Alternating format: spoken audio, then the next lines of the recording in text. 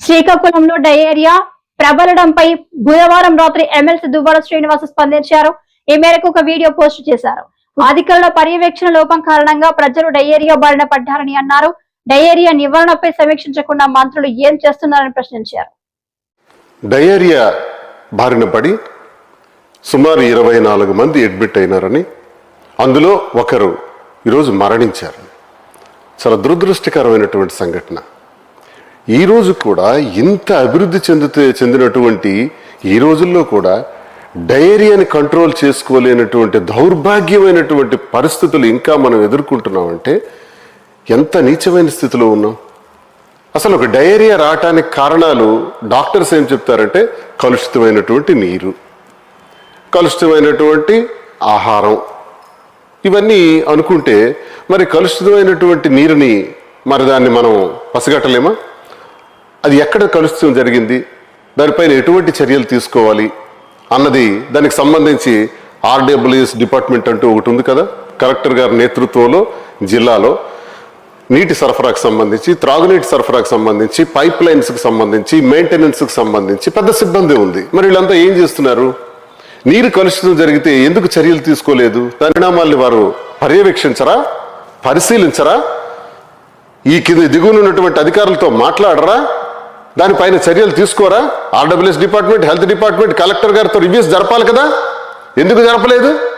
23వ తారీఖు నుంచి ఈ రోజు వరకు జరిగిన పరిణామాల్లో మీరు తీసుకున్నటువంటి చర్యలు ఏంటి? పట్టించుకోవట్లేదు. అక్కడికో వారం రోజుల క్రితం నుంచే ఈ పరిస్థితులు వస్తున్నాయి. మరి రోగులందరూ కూడా ఆసుపత్రులకు వెళ్తున్నారు. పట్టించుకునే నాదుడు ఆసుపత్రిలో లేడు. ఆసుపత్రి వైద్యం అంతా కూడా సర్వనాశనం అయిపోయింది. అక్కడ సూపరింటెండెంట్ని అడిగేవాళ్ళు లేరు, దాన్ని రివ్యూ చేసేవాళ్ళు లేరు. ప్రతిరోజు ధనార్జనే తప్ప పరిపాలన మీద దృష్టి లేదు ఇద్దరు మంత్రులకి. ఎందుకంటే జిల్లాలో మొత్తం అధికారం అంతా వాళ్ళింటిలోనే కేంద్రీకరించుకున్నారు. ఎవడు మాట్లాడడానికి లేదు, చెప్పడానికి లేదు. ఎవడికి మాట్లాడితే ఏ అధికారికైనా భయం. ప్రతి ఎమ్మెల్యేలు కూడా ఉన్నారు, కానీ అందరూ మాత్రమే ఉన్నారు. ఎవరు ప్రశ్నించే పరిస్థితి లేదు, మాట్లాడే పరిస్థితి లేదు. ఈ దౌర్భాగ్యమైనటువంటి పరిస్థితుల్లో ఈ దుస్థితికి రావటానికి ఆసుపత్రి చర్యలు కానీ, మరలాగే మున్సిపాలిటీలో ఉన్నటువంటి నీటి సరఫరాకు సంబంధించినటువంటివి కానీ, ఆర్డబ్ల్యూఎస్ డిపార్ట్మెంట్ అయితే ఇమ్యూనిటీ లోపానికి కారణం కమిషనరా? మరి కారణం తెలియనటువంటి, ఇంకా కారణాలే తెలియదన్నటువంటి కలెక్టర్ గారు స్టేట్మెంట్ ఒకలా ఉంటే, కారణాలు తెలియకుండా ఒక అధికారిని ఎలా బలిపశువులు చేశారు? ఆ అధికారి ఆ ఉద్యోగంలో జాయిన్ అయ్యి వారం రోజులైంది. జస్ట్ 7 నుంచి 8 రోజులైంది. 7-8 రోజుల్లో జాయిన్ అయినటువంటి అధికారిని కేవలం కక్ష సాధింపు చర్యతో మాత్రమే సస్పెండ్ చేసి డయేరియా అన్న సమస్యని దారి మళ్లించటం. డయేరియా అన్న సమస్యకి పరిష్కార మార్గం కనుక్కోరు, రోగుల్ని పట్టించుకోరు, ఆసుపత్రుల్లో డాక్టర్స్తో మాట్లాడరు, వైద్య సేవలు మెరుగుపరచరు, కానీ సస్పెండ్ మాత్రం చేస్తారు. అంటే ఇంత చావు బ్రతుకుల మధ్యలో కూడా వాళ్ళకి కావలసింది కులాధిపత్యం, సస్పెన్షన్లు, రాజకీయ కక్షలు, రాజకీయ కుట్రలు, ఇవే మనకు మిగిలాయి.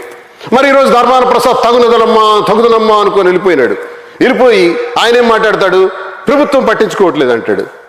ప్రభుత్వం కాదయా, ప్రభుత్వం అంటే ఎవరు? ముఖ్యమంత్రి, మంత్రులు, ఎమ్మెల్యేలు, ఎమ్మెల్సీలు, అలాగే అధికారులు, ప్రజలు, ఇదంతా కలిపి ఈ వ్యవస్థను ప్రభుత్వం అంటాం. ప్రభుత్వం అంటే మనమే. మనకు మనం నిందించుకోవడం కాదు, ఆ ప్రభుత్వంలో బాధ్యత వహిస్తున్నటువంటి అసామీలు ఉన్నారే, రాష్ట్ర మంత్రి